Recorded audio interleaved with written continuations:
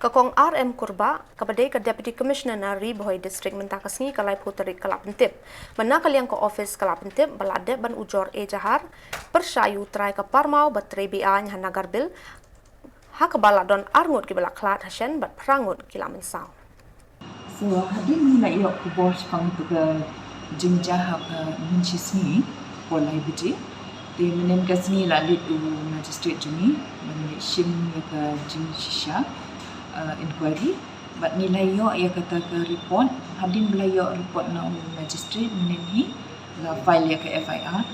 pyrshah ikit ya tu beri ubah le ya ke ni ke mining illegal mining hantu. But kabala penong ban do no anut ki min sim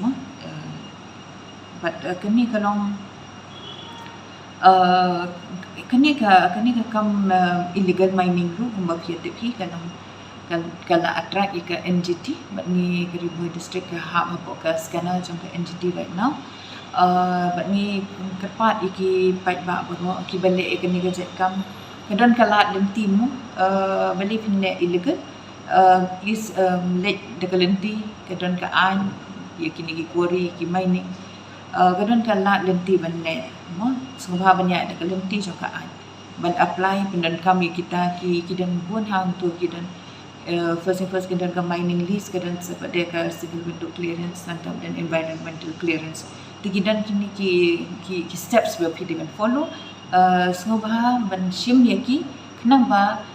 ngila aru ban tek la kami ken kum gini kita jenjah in the future.